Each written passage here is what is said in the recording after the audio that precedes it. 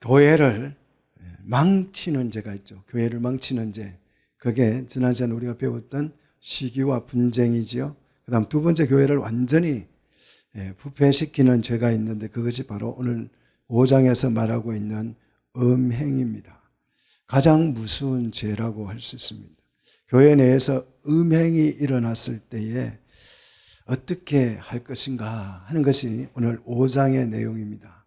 자, 이것이요, 이 음행이 현대 사회에, 또 현대 교회에 있어서도 가장 큰 문제 중에 하나입니다. 그 JMS 정명석 씨 그 사건을 여러분이 보다시피 이단들은 100% 음행과 연결이 됩니다. 신천지 알 것 없이 어떤 이단들이든지 다 이단들은 보면 결국 음행의 문제로 연결이 되는 것이고요. 교회가 이 음행이 일어났을 때 어떻게 처리하는가, 이것이 교회가 사느냐 죽느냐의 문제입니다. 자, 바울은 이 음행을 어떻게 처리했는가, 이것이 교회를 지키는 길이죠. 교회를 사랑하는 길이라고 저는 믿습니다. 자, 고린도전서 이 고린도 교회의 이 음행을 1절, 자, 1절 고린도 교회 음행을 지금 고발하는 거죠. 너희 중에 심지어는 실제로 이런 뜻입니다. 실제로 음행이 있다함을 들었으니 그런 음행은, 자, 얼마나 심각한지, 그런 음행은 이방인 중에도 없는 것이라 그랬어요. 자, 교회가 부패를 해버리면 이렇게 되는 거예요. 그 이단들, 조금 전에도 말씀을 드렸지만 그 이단들의 음행의 사건은 사실 이방인 중에도 없는 거예요. 이방인 중에도. 아주 정말 심각한 거죠. 자, 어떤 음행이었느냐 하면 고린도 교회에 나타낸 음행은 누가 그 아버지 아내, 그러니까 아버지 아내니까 엄마인데, 엄마는 아니겠고 친모는 아니겠고 첩이나 후처가 되겠지요. 그 후처를 취하였다는 거예요. 아들이 아버지의 후처를 취했다라는 거죠. 이 취했다라고 하는 말은 지속적인 행위를 포함하는 낱말인데요, 끊임없이 그러한 일을 행하고 있다라는 거예요. 자, 여기서 무서운 것이 뭐냐 그러면, 이 사건, 이 음행보다 더 무서운 것이 뭐냐면 이 고린도 교회에 죄의식이 없다라는 거예요. 죄의식이. 이런 음행이 일어나고 있는데도 불구하고 그 죄가 심각성에 대한 그 죄의식을 갖지 않고 있다라는 거예요. 간음죄가 요즘 폐지됐잖아요. 그죠? 간음죄가 폐지됐는데 이 간음죄가 세상에서 폐지된 이것이 교회에 엄청난 악영향을 끼치고 있어요. 간음죄 폐지한다고 할 때 우리 교회가 들고 일어났어야 되는데, 세상 간음죄 폐지하든 말든 냅둬가지고 이 간음죄가 교회 안에 엄청난 악영향을 끼치는데, 목회자들이요, 간음이 일어나면 이렇게 말해요. 간음죄도 폐지된 마당에, 이래요. 간음죄도 폐지된 마당에. 여러분, 간음죄가 폐지됐습니까? 간음죄가 폐지됐어요? 마태복음 5장 28절에 뭐라고 그랬어요? 주님이 여자를 보고 음욕을 품는 자마다 이미 마음에 뭐 했다? 간음했다. 7계명이 지워졌어요?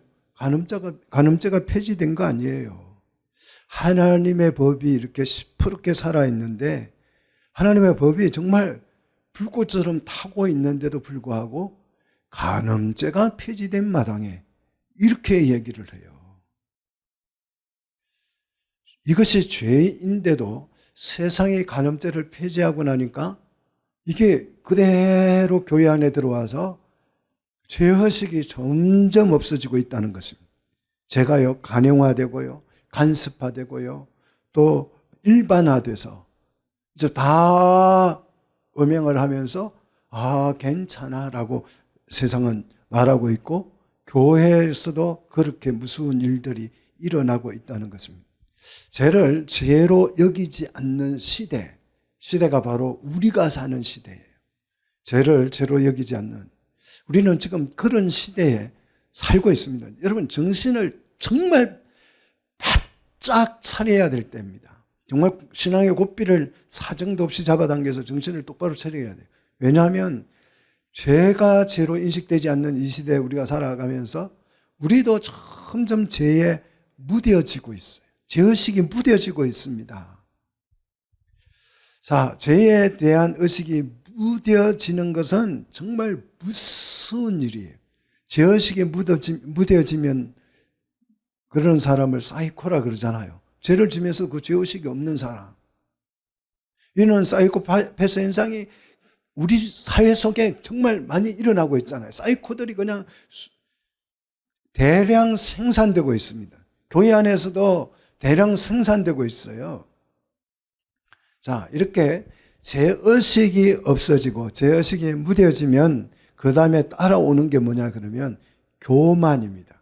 이 교만은 뭐냐 하면 죄를 두려워하지 않는 거예요. 죄를 지어도 죄를 두려워하지 않는 거. 이게 교만입니다. 그래서 이 고린도 교회에 음행이 나타났음에도 불구하고 그들이 그 죄의식이 없고 죄에 무뎌져서 죄를 당연시 여깁니다. 그래서 그 고린도 교회는 어떤 일이 일어나느냐? 2절을 한번 보십시오. 그리하고도 그랬어요. 그런 음행을 저지르고도 너희가 오히려 뭐 하여져서? 교만하여져서 죄를 무서워하지 않는다는 거예요. 죄를 무서워하지 않아요. 그래서 마음이 오히려 교만해졌다는 거예요. 죄를 짓고도 오히려 자신을 부풀려서 자신을 돋보이게 하고, 여러분 사람은 누구나 죄에 빠질 수 있습니다. 실수할 수 있어요. 그렇지 않으세요? 어떻게 죄 없는 사람 있어요? 이 죄를 범하는 죄에 빠지는 그것을 우리는 막을 길이 없습니다. 사람은 누구나 완전하지 않고 부족하고 연약합니다. 죄에 언제든지 우리는 노출될 수 있고 오염될 수 있습니다. 그런데 죄에 빠졌을 때의 태도가 문제예요. 죄를 짓고 그 태도가 죄인의 태도를 취해야 되는데 오히려 교만해져서 자기를 드러낸다는 거예요. 우리가 성경에서 보면 이러한 사람이 나오죠. 누굽니까? 창세기에 보면 죄를 짓고 오히려 교만해졌던 사람? 라멕이잖아요. 라멕. 창세기 2장 24절에 가서 보시면요. 라멕이 죄를 짓고 이렇게 소리칩니다. 가인을 위하여는 벌이 7배일진데 라멕을 위하여서 자신을 위하여서 벌이 70배로다 그랬어요. 그러니까 가인이 죄를 짓고 7배의 그 징계를 받았다고 한다면 라멕에게는 내가 더 큰 죄를 지었으니 70배를 내려라. 나는 눈 하나 깜짝 안 한다. 겁내지 않다. 두렵지 않다. 그 얘기잖아요. 징계가 두렵지 않다라고 말하는 데서 교만이 나오는 거예요. 왜 죄를 지으면 교만이 나오는 사람들이 있어요. 이거는 징계가 두렵지 않은 거죠. 하나님이 두렵지 않은 거죠. 자, 죄를 지어도 죄를 지어봤더니 별로 이상 징후가 없어. 그냥 내가 죄를 지으면 하나님께서 꿀밤을 하나 탁 주고 이놈 해야 되는데 괜찮아요. 그래서 점점 갈수록 간이 어떻게 돼요? 커지는 거죠. 이게 뭐다? 교만이다. 교만. 자, 죄에 빠졌을 때 우리 그리스도인의 반응은 뭡니까? 어떤 반응이 나와야 돼요? 교만해지는 것이 아니고 2절 계속 보십시오. 어찌하여 통한이 여기지 아니하고 그래서 통한. 여기서 통한은 죽은 자를 위해서 통곡하는 슬픔을 말해요. 죄를 지었을 때 우리는 어떤 슬픔을 경험해야 되느냐 그러면 정말 사랑하는 부모가, 사랑하는 아내가, 사랑하는 남편이, 사랑하는 자식이 죽었다. 이때 나오는 슬픔이 일어나야 되는 거예요. 이게 하나님을 섬기는 하나님의 백성의 지극히 정상적인 태도예요. 그런데 이 고린도 교회는 죄를 짓고도 오히려 교만하여져서 통한이 여기지 않았다. 애통하지 않았다는 것입니다.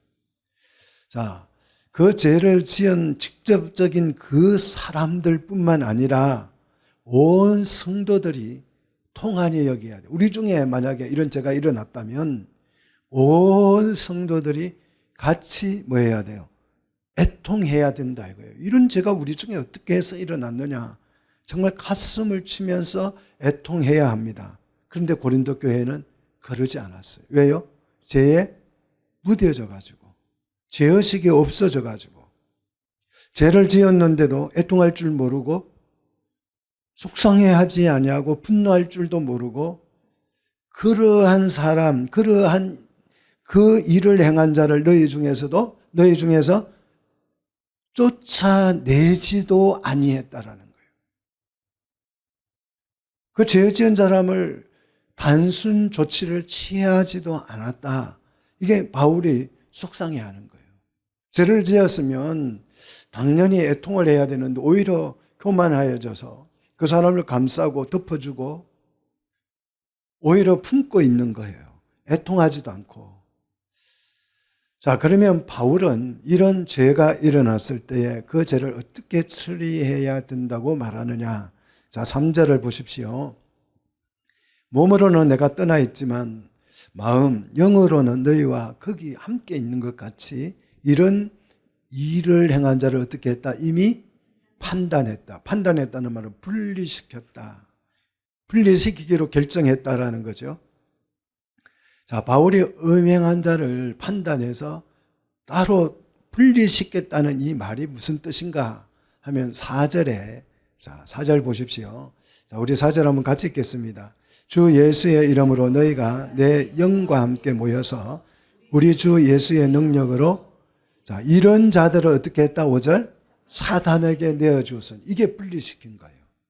자, 잘 보십시오. 4절을 보시면 너희가 내 영, 마음과 같이 연합해서 한 마음이 되어서 우리 주 예수의 뭐로요?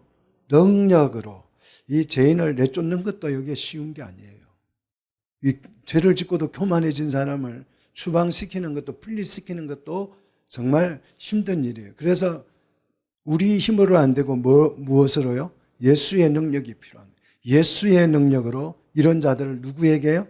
사단에게 내어주었으니, 내어주다는 말은 전달했다. 사단에게 맡겼다. 그런 뜻이죠.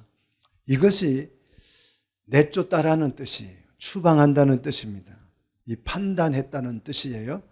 왜 그러면 바울은 이 음행을 저지른 이 사람을 사단에게 내어주었는가? 그 이유를 5절에 계속 설명하죠. 자, 그 이유가 뭡니까? 이는 하면서 설명하잖아요. 뭐라고 그래요? 같이 읽겠습니다. 이는 육신은 멸하고 영은 주 예수의 날에 구원을 받게 하려 함이라.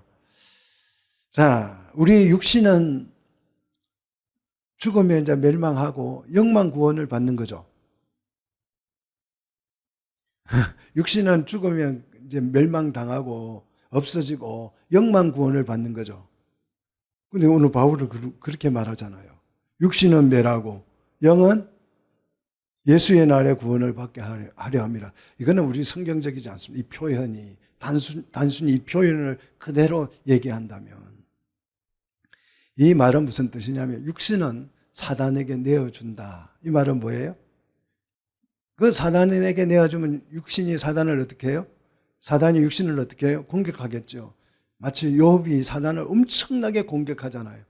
막 욥을 그냥 쥐어받고 사단이 막 축구공 차듯이 차니까 욥이 어떻게 해요? 교만해져요? 아니, 자기를 낮춰서 그냥 하나님을 찾으면서 하나님, 내가 막 내 생일 태어난 것이 막 저주스럽습니다 하면서 하나님 앞에 매달리잖아요. 그래서 그렇게 고난을 쭉 받고 나니까 욥이 어떻게 돼요? 나중 내가 귀로만 듣던 하나님을 내 눈으로 볼 수 있게 됐습니다. 할렐루야 하고 감사하잖아요. 이게 육신을 멸한다는 게 그런 의미예요. 그냥 육신은 멸하고 영혼만 구원을 받는다 이런 게 아니에요.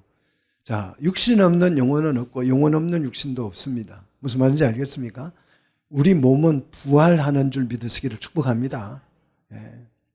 자, 결국 육신의 고난이 깊어짐으로 인하여서 이 사람이 뭐하게 하기 위해서? 회개시키게 하기 위해서. 그래서 구원에 이르도록 하기 위해서 바울은 음행한 자를 이렇게 분리시켰다는 것입니다. 자, 우리가 형제를 판단하는 것, 이 판단한다고 하는 것, 이것은 정죄가 아닙니다. 육체의 고통을 가함으로써 회개할 수 있도록 길을 열어주기 위함인 것이. 그래서 그를 구원하기 위해서 잠시 육체를 누구에게요? 사단에게 맡겨놓는 거예요. 자, 교회 안에서 음행이 일어났을 때에 우리는 어떻게 해야 된다고요? 바울처럼 해야 된다. 그 몸을 사단에게 맡기고 그 영혼이 회개하고 깨어서 돌아오도록 뭐 해야 돼요? 기도해야 되는 거죠.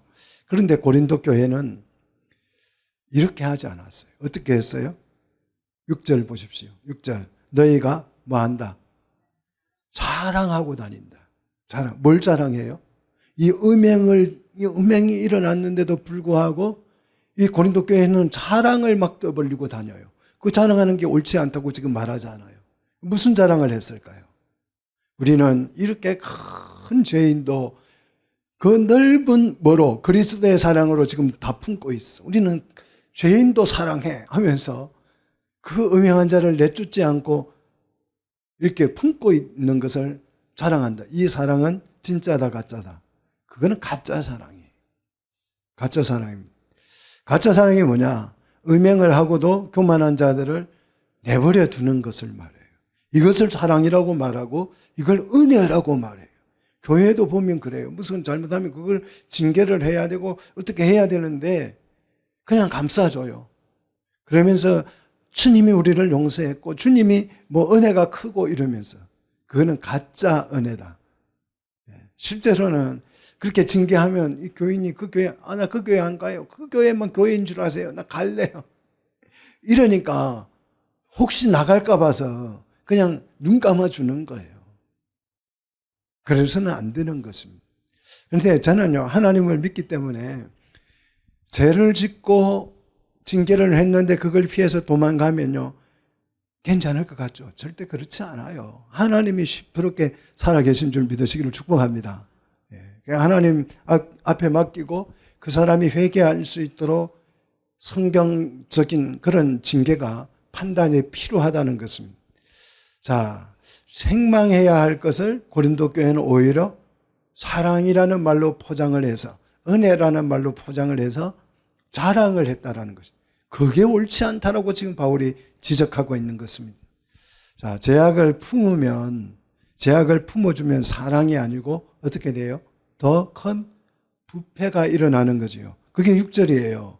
적은 누룩이 온 덩이에 어떻게 한다고요? 퍼진다는 것을 알지 못하느냐. 우리가 이것을 기억해야 돼요. 적은 누룩, 아주 작은 누룩은 죄를 상징하죠. 작은 죄 하나가 온 덩이를 어떻게 한다고요?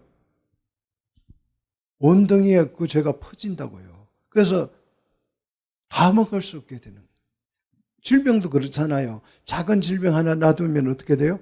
그게 점점 더 커져서 온 몸을 상하게 하는 것처럼 죄가 바로 그렇게 교회 전체를 부패시킨다는 것입니다.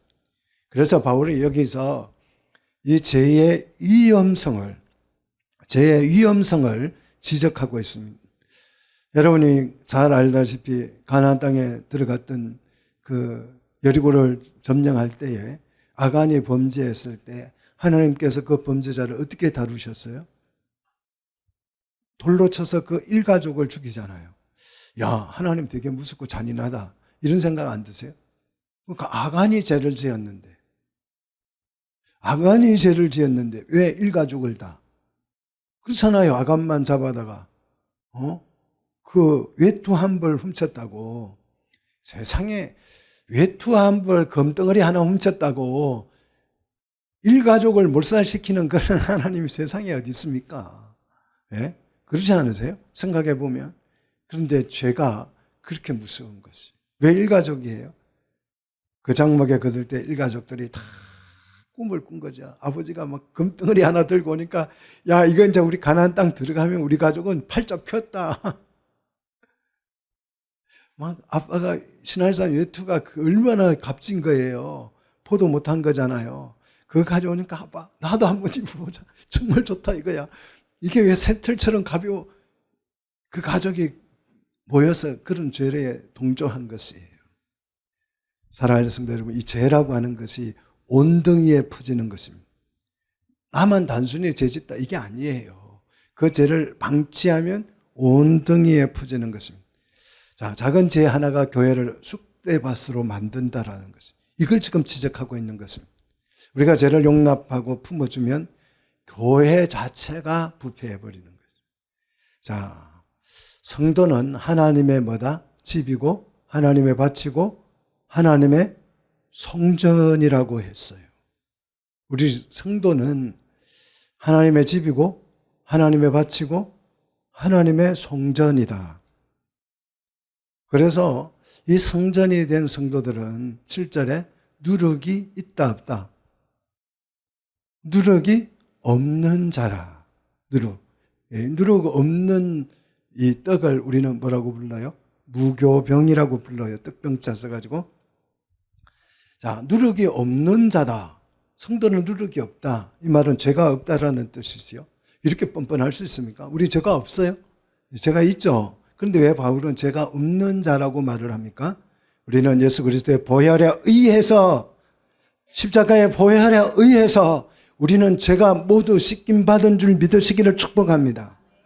그 예수 그리스도의 십자가의 보혈로 죄 사함을 받아서 죄가 완전히 사라져 버렸어요. 그래서 우리는 이제 죄 없는 새로운 뭐가 됐어요? 성도가 됐어요. 하나님의 집이 됐고 하나님의 밭이 됐고 성전이 됐습니다. 우리 성도들이 모여서 연합체 새 덩어리가 됐다 이 말이에요. 자, 그래서 누룩이 없는 이 새 덩어리를 7절에 뭐라고 표현했어요? 누룩이 없는 자를 뭐라고 표현했다고요? 새 덩어리가 됐다는 덩어리. 우리는 한 덩어리인 줄 믿으시기를 바랍니다. 근데 한 덩어리인데 무슨 덩어리요? 새 한 덩어리. 할렐루야.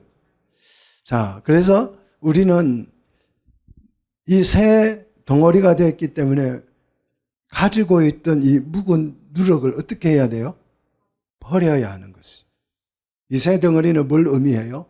교회를 의미합니다. 우리가 모인 목적은 이 새 덩어리가 되기 위해서예요. 즉 교회를 이루기 위해서 오늘 이 자리에 이곳에 같이 모인 줄 믿습니다. 이 목적을 이루기 위해서 우리는 어떻게 해야 되느냐? 묵은 누룩을 버리는 훈련을 해야 된다는 것이. 우리는 묵은 누룩, 이 죄를 어떻게 처리해야 하는가? 이거는 교회뿐만 아니라 우리 자신, 우리 가정도 마찬가지예요. 바울은 분명하게 말씀합니다. 내어 버리라. 내어 버리라는 것이. 내어 버리라는 말은 깨끗이 청소하다. 오늘 요즘대 뭐 제가 앞에서 듣다 보니까 뭐 대청소를 하니 대청소 좋습니다. 그런데 우리 마음도 청소해야 돼요. 우리 집에 있는 묵은 누룩도 뭐 해야 돼요? 내어 버리고. 교회에 있는 묵은 누룩도 어떻게 해야 돼요? 내다 버려야 되는 것입니다. 그래서 이 분리하다는, 내어 버린다는 말은 분리하다는 뜻이에요. 묵은 누룩을 품고 이 죄악을 품고 새 덩어리인 교회가 될 수 없어요. 그러므로 우리는 결단이 필요한 것이. 우리는 교회를 위해서 묵은 누룩을 어떻게 해야 된다? 버릴 용기가 있어야 한다. 자, 이것은 음행한 사람들에게도 해당되는 말씀이기도 하지만 우리 개인에게도 그대로 적용되는 말씀이에요. 우리 속에 품고 있는 누룩이 없나? 오늘 한번 여러분 진단해 보십시오. 우리 가정에 고질적인 이 죄악 그런 게 없나? 내 생활 속에 습관적인 죄가 없는가? 한번 여러분 고민해 보십시오. 그게 묵은 누룩입니다. 새 덩이가 되기 위해서 우리는 묵은 누룩을 가감하게, 정말 가감하게 버려야 돼요. 죄를 회개하는 일을 여러분 주저하지 않기를 축복합니다. 회개하는 일에 여러분 담대하셔야 돼요. 죄를 품고 있어봤자 유익이 있다 없다. 죄를 품고 있으면 유익이 하나도 없어요. 아프면 빨리 병원 가는 게 훨씬 낫습니다. 여러분 아픈데도 계속 참고 있으면 어떻게 돼요? 병이 점점 커지는.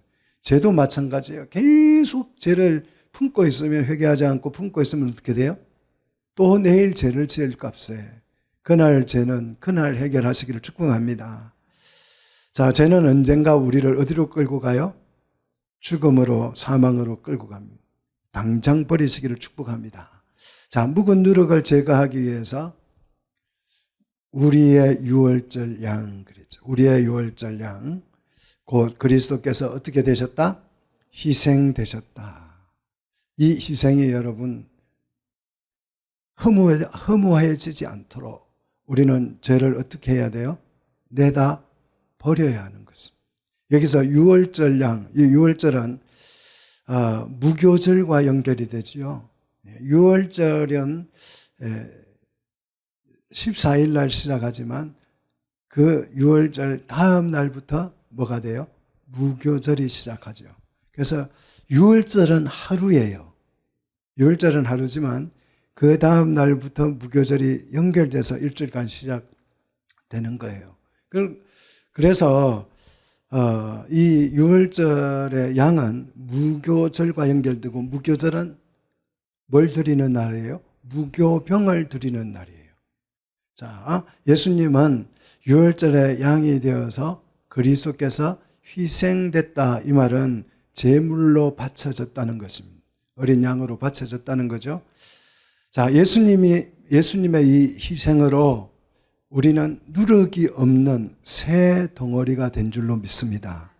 새 덩어리가 됐다는 말은 이제 뭐가 됐다는 거예요? 떡 덩어리가 됐다는 거예요. 무슨 떡요? 무교병이 됐다는 거예요. 그래서 유월절은 무교절과 붙어 있는 거예요. 그 의미가 그런 것이에요. 자, 얼마나 우리가 이 은혜가 귀한 것입니까? 정말 주님이 희생되심으로 인해서, 유월절 양이 되어서 희생됨으로써 누룩에, 그냥 묵은 누룩이 잔뜩 있던 우리, 죽을 수밖에 없던 우리가 뭐가 됐다? 새 떡덩어리가 됐다는 것이. 무교병이 됐다는 거예요. 얼마나 감사합니까? 자, 묵은 누룩을 버리지 않은 것은요, 정말 심각한 것입니다. 오늘 이 시간에 이제 6월절이 성경 원력으로 따지면 6월절이 곧 다가오잖아요. 그죠? 4월 초가 6월절이 되는 거잖아요. 그때 양을 잡고, 이제 양을 잡아서 죄를 씻어서 우리를 뭘로 만들 거예요? 무교병으로 만들 거예요. 할렐루야. 그래서 누룩 없는 자로 만들 것입니다. 뭐 하기 위해서요? 교회를 세우기 위해서. 자, 교회에 나와 있어도요, 교회 다녀도, 교회 아무리 오래 다녀도 이 누룩을 버리지 않는 사람은 여전히 옛사람이고 새 덩어리가 아닙니다. 옛사람은 죄를 회개하지 않고 죄의 지배를 받는 사람을 말해요. 예수님이 6월절에 어린 양으로 희생됨으로써 우리를 머리에서 발끝까지 깨끗하게 씻겨주신 줄로 믿습니다. 자, 6월절 다음 날인 이 무교절에 뭘 먹는다? 무교병을 하나님께 드리는 거지요. 자, 이것이 무교병으로 만들어진 이 새 덩어리가 뭐라고요? 교회라는 것이요. 그러면 묵은 누룩을 버리지 않으면 교회는 된다, 안 된다? 안 된다라는 것이. 그래서 8절에 이러므로 우리가 명절을 뭐 하자? 지키자 그래요. 아니, 오전에 또 설교 들어보니까 명절 지키지 말자 하더니 또 여기 오니까 또 바울이 명절 지키자고 난리예요. 명절을 우리 지키자. 여기서 명절은 뭐예요? 6월절이잖아요. 그리고 무교절이잖아요. 6월절 지키고 무교절 지키자고 막 소리쳐요. 여러분 어떻게 이해하셔야 돼요? 6월절은 어린 양과 연관되고 무교절은 무교병과 연결된다고 그랬어요. 자, 주님은 우리를 무교병으로 만들어서 무교절을 지키시는 거죠. 자, 바울은 명절을 지키지 말자라고 이야기하다가 여기 와서 명절을 지키자 하고 하는데, 그러면 이제 바울이 명절을 지키자는 그 명절을 어떻게 지키자 하는지를 한번 잘 보십시오. 자, 6월절을 지켰으니 우리는 이제 무교절을 지킬 수 있게 되는 거예요. 자, 6월절을 지켜야 무교절을 지킬 수 있어요. 이해되세요? 자, 6월절에 어린 양이 우리 죄를 속죄해야 우리가 새 덩어리가 된다 이 말이에요. 그 누룩 없는. 그래서 6월절을 지킨 사람이 무교절을 지킬 수 있어요. 자, 무교절을 어떻게 지켜야 하느냐? 자, 첫째, 묵은 누룩으로도 말고. 자, 묵은 누룩은 이제 묵은 누룩을 이렇게 집에서 다 버리는 것을 말해요. 추방하는 거. 그러니까 묵은 누룩을 이렇게 내다 버리는 그런 절기 말고 그 뜻이에요. 이해되세요?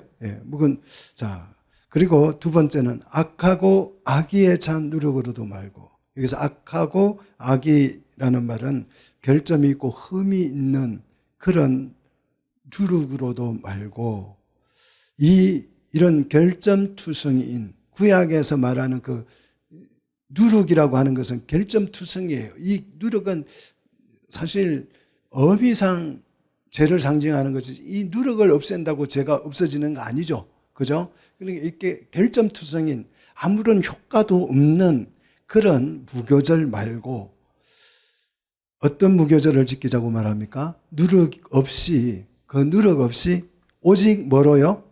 순전함과 진실함에 뭐로요? 떡으로 하자는 거예요. 이 6월 무교절을 지키자는 것입니다.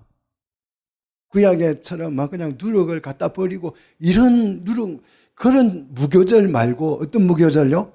오직 순전함과 진실함의 떡인 이 무교병으로, 진짜 무교병으로 한번 하나님 앞에 절기를 지켜보자 이 얘기잖아요. 구약에서 누룩을 넣지 않고 만든 떡을 우리는 무교병이라고 하는데 그 무교병을 먹는다고 해서 하나님께 드린다고 해서 무교절이 지켜지는 게 아니고 그거는 결점투성이고 부족한 것 투성이다 이 말이에요. 지켜봐야 별 효과가 없는 것이다 이 말이죠. 그러면 어떤 무교절요? 순전함과 진실함의 떡으로 이게 진짜 무교절이다. 그 얘기를 하는 거죠. 자, 신약에서는 그래서 무교절에 그 누룩을 넣느냐 안 넣느냐 이걸 막 따지고 옥신각신하면 안 돼요. 신약에서의 무교병은 뭐다? 순전함과 진실함이 포함되어져 있는 떡이 진짜 하나님이 원하는 이 무교절의 무교병이라는 것입니다. 자, 그래서 여러분에게 질문을 하나 드리겠습니다. 여러분, 무교병 혹시 드셔보셨어요? 무교병 못 먹어봤어요? 여러분, 교회 담임 목사님 별로 변변찮은 목사님이에요. 자, 훌륭한 목사님들은 진짜 이스라엘에 가서 무교병을 사와서 교인들한테 다 먹여줘요. 안 먹어보셨어요? 그런 교회를 못 다녀보셨구나. 여러분, 무교병 먹어본 적 없어요? 언제 먹어요? 성찬식 때 먹는 게 그게 무교병이라는 거예요. 왜 안 먹어본 것처럼 하세요? 성찬식 때 하는 그게 뭐라고요? 무교절의 시작이라고. 그게 무교절이에요. 그런데 그게 누룩 더 넣느냐 안 넣느냐 이거 따지면 안 돼요. 누룩은 그 빵을 부풀게 해서 부드럽게 하는 거잖아요. 누룩을 안 넣으면 빵이 어떻게 딱딱해져요. 바삭바삭해요. 맛이 없어요. 빵을 부풀려서 아주 솜처럼 맛있게 하기 위해서 누룩을 넣는 거잖아요. 그죠? 예. 효소라 그러죠. 효소를 넣잖아요. 자, 여러분은 매년 무교병을 잡수십니다. 꼭 기억하세요. 이게 무교절이구나. 먹을 때, 이게 무교절이구나. 그 누룩을 넣느냐 안 넣느냐가 중요한 게 아니고 예수 그리스도의 보혈에 의해서 죄 씻음을 받으면 누룩 없는 자인 줄 믿으시기를 축복합니다. 그게 진짜 무교병이에요. 그래서 어떤 교회는 이 의미를 잘 몰라가지고 진짜 이스라엘에 가서 무교병을 사다가 여러분 이거는 내가 이스라엘 그 예루살렘 뒷골목에서 사온 무교병인데 이걸 잡수시면 이러고 있어요. 엉터리죠 그거는. 네? 자, 누룩 대신에 우리는 뭘 넣어야 돼요? 순전함과 진실함. 이것이 무교절의 의미고 성질이에요. 자, 순전함이라고 하는 것은 뭐냐 그러면 어린 양의 죄로 죄 씻음을 받아서 정결케 된 상태를 말해요. 그리스도의 보혈로 여러분이 정말 깨끗이 보혈을 지나 이런 노래 있잖아요. 보혈을 지남으로 인하여서 정말 깨끗하게 순결한 정결한 상태가 된 것, 이것을 순전함이라고 그러고, 여기서 진실함이라는 단어는 진리라는 뜻입니다. 성경에서 진리는 뭐라고요? 하나님의 말씀이죠. 그러니까 그리스도의 보혈과 진리의 말씀으로 씻음을 받은 사람을 우리는 뭐라고 부른다? 무교병이라고 부른다. 그게 진짜 무교병이에요.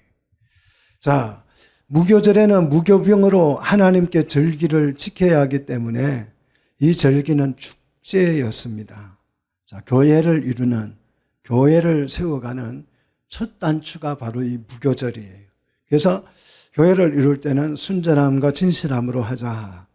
우리는 교회가 되기 위해서 되어야 하기 때문에 이제 교회 안에 있는 묵은 누룩을 어떻게 해야 된다고요? 내쫓아야 된다. 그들과는 사귀지도 말아야 된다. 이게 9절이잖아요. 음행한 자들을 어떻게 하라고요? 음행한 자들을 어떻게 하라고요? 사귀지 말라 그랬잖아요. 9절에. 내가 편지로 이렇게 너희에게 미리 얘기했지 않느냐. 음행한 자는 사귀지도 말라. 이렇게 했다는 거예요. 그러면 이 음행한 자들을 사귀지 말라는 의미를 또 교인들 자꾸 오해해요. 그건 막 왕따시키고 그래요. 그래서 뭐라고 하냐 그러면 10절에 음행한 자를 사귀지 말라는 이 말이 무슨 뜻인지를 이렇게 설명합니다. 이 세상에 음행하는 자들이나, 자, 이 세상에 음행하는 자들이나 탐하는 자들이나 속여 빼앗는 자들이나 우상 숭배하는 자들을 도무지 사귀지 말라고 말한 것이 아니다. 음행하는 자와 사귀지 말라는 이 말은 세상에서 간음하고 뭐 탐하고 속여 빼앗고 세상 사람들이 이런 일들을 하고 살잖아요. 그런 사람들하고 말도 하지 말라는 뜻이 아니라는 거예요. 그런 사람들 피해서 예수 믿는 사람들이 산속에 들어가서 자기들끼리만 살라는 그런 말이 아니라는 뜻이에요. 예수 믿는 사람들 자꾸 그렇게 오해를 해서 음행한 자와 사귀지 말라 그러면 이제 음행한 자하고 안 보고 말도 안 하기 위해서 자, 산속에 들어가서 살자. 그런 사람들이 많잖아요. 그게 수도원이잖아요. 이렇게 예수 믿는 사람들이 무슨 말을 하면 오해를 되게 잘해요. 그래서 엉뚱하게 결단을 해가지고 수도원 만들어 놓고 우리끼리 한번 정말 잘 살아보자. 그러다가 자기들끼리 어떻게 해요? 싸우고 망해요. 부패가 일어나가지고. 자, 바울이 음행한 자와 사귀지 말라는 말은 세상에 있는 사람들, 음행하는 자들과 말도 하지 말고 그들과 얘기도 하지 말고 밥도 먹지 말고 그러라는 뜻이 아니다. 만약에 그 뜻이라면 만일 그렇게 하려면 너희가 세상 밖으로 어떻게 나가야 될 것이다. 세상을 떠나야 될 것이다. 이 말이죠. 지구를 떠나야 할 것이다. 그 말이죠. 그러면 이 말은 무슨 뜻이냐? 이 음행한 자들과 사귀지 말라는 이 말은 무슨 뜻이냐면 11절, 자, 11절 보십시오. 내가 너희에게 쓴 것은 만일 어떤 형제라 일컬는 자가. 그래서 자, 10절에 이 세상에 음행한 자들이 아니고 이 세상이 아니고 어떤 형제라고 부르는, 그러니까 우리 함께 교회를 다니는 성도라고 부르는, 지체라고 부르는 어떤 자가, 그런 뜻이죠. 그런 자가 음행을 하거나 탐욕을 부리거나 우상을 숭배하거나 모욕하거나 술 취하거나 속여 빼앗거든 그들과는 도무지 뭐 하지 말라? 사귀지 말라는 얘기예요. 사귀지 말라. 사귀지도 말고 그런 자와는 함께 뭐 하지도 말라? 먹지도 말라. 그래서 먹는 게 뭐예요? 성찬이잖아요. 무교병이잖아요. 그런 사람하고는 무교병을 먹지 마. 왜요? 그 누룩이 온덩이를 어떻게 한다고요? 부패시키기 때문에. 그 누룩은 드러내야 된다. 이 얘기를 하는 거예요. 누가요? 누가 부패했을 때 형제라고 부르는, 교회 구성원이라고 부르는 그러한 사람이 음행을 하거나 탐욕을 부리거나 우상을 숭배하거나, 모욕하다는 말은 욕설을 하거나 또 술 취하거나 했을 때 그런 사람을 어떻게 하라고요? 그런 사람하고는 말씀을 가지고 교제도 하지 말고 성찬을 함께 나누지도 말라. 이렇게 지금 바울은 굉장히 단호한 조치를 취하고 있습니다. 자, 그런 사람과는 신앙생활을 함께 할 수 있다 없다? 함께 할 수 없다는 얘기예요. 단지 음행만 그런 게 아니에요. 여기 보세요. 음행과 탐욕과 우상숭배와 모욕과 술 취함은 다 동급이다. 동급. 음행과 동급이라는 거죠. 자, 음행은 교회를 이루는 것을 방해합니다. 하지만 음행만 방해하는 것이 아니고 탐욕이나 우상숭배나 욕설이나 알코올 중독이나 이런 것이 다 교회를 망치게 하는 것이다. 자, 음행은 이성에 대한 탐욕이고요. 탐욕은 물질에 대한 탐욕이죠. 그죠? 욕심이잖아요. 그죠? 모욕은 명예에 대한 탐욕이죠. 술 취함은 쾌락에 대한 탐욕이 욕심이에요. 이런 죄악은 다 근본이 같은 것입니다. 그래서 이런 죄악이 교회가 용납해 두면 그것을 방치하면 어떻게 돼요? 교회가 무너져 버립니다. 자, 그래서 12절을 보시면 밖에 있는 사람들을 판단하는 것이냐. 밖에 있는 사람들, 세상 사람들을 말하죠. 우리가 세상 사람들을 보고 뭐 그들을 판단할 필요는 없어요. 그게 우리에게 무슨 상관이에요? 세상 사람들은 원래 그런 사람. 그거는 우리가 뭐 붙들고 판단하고 정죄하고 그럴 필요가 없지만 교회 안에 있는 사람들이야 너희가 뭐하라? 판단하지 아니하냐. 판단을 하라는 거예요. 분리시키라는 것입니다. 마땅히 교회 안에서 이런 사람들을 분리시켜야 한다. 교회 내에 음행, 탐욕, 모욕, 알코올 중독, 약탈 이런 것들은 반드시 분리시켜야 한다는 것을 바울이 말하고 있습니다. 그렇지 않으면 온덩이가 어떻게 돼요? 같이 부패한다는 거죠. 자, 13절 보시면 밖에 있는 사람들은 누가 판단해요? 우리가 안 해도 하나님이 알아서 하실 것이다. 그건 하나님의 영역이라는 거예요. 교회 안에 있는 사람들, 성도들의 그 죄악은 어떻게 하라고요? 이 악한 사람은 그랬어요. 이 악한 사람은. 악하다고 표현하죠. 그거를 너희 중에서 어떻게 하라? 내쫓으라 그랬어요. 내쫓아버리라. 자, 내쫓다는 말은 그 포크레인이 있는 물건을 딱 집어 올려서 이렇게 옮기는 걸 말해요. 자, 우리 사회는 범죄자를 어떻게 해요? 격리시키죠. 그 감옥에 넣는다는 걸 사회 속에서 밖으로 격리시키는다는 말이에요. 이스라엘 사람들이 문둥병이 들면 어떻게 했어요? 그 사람을 마을에서 격리시켰잖아요. 자, 이거는 뭐 문둥병이 중요한 게 아니고 죄는 어떻게 해야 된다? 격리시켜야 된다는 걸 말해주는 거예요. 교회가 범죄한 사람을 반드시 분리시켜야 한다는 뜻이에요. 그래서 육체는 어디에 누구에게 내어주고 사단에게 내어주고 그 영혼은 하나님 앞에 회개함으로 돌아올 수 있도록 구원의 길을 열어줘야 된다는 거죠. 자, 죄인을 교회가 용납하는 것이 사랑이 아닙니다. 이렇게 사단에게 내어줘서 그 육신적 고통을 통하여서 회개하게 만드는 것이 사랑이에요. 할렐루야. 자, 교회가 죄인을 품어주는 것은요, 오히려 교회를 망하게 하는 거죠. 파괴하는 것입니다. 자, 오히려 죄인을 사단에게 내어줄 때에 그가 회개해 가고 돌아올 가능성이 많다라는 거지요. 자, 오늘 우리는 교회를 이루기 위해서 이곳에 지금 모였습니다. 우리는 누룩 없는 새 덩어리가 된 줄로 믿습니다. 정말 새 덩어리로 우리 하나님께서 빚어주셨는데 이 새 덩어리에 음행 외에 탐욕, 우상 숭배, 알코올, 중독, 욕설 이런 것들이 교회를 부패시킨다는 것. 여기서 중독이라고 하니까 알코올 중독만 생각하시면 안 돼요. 마약 중독도 돼요.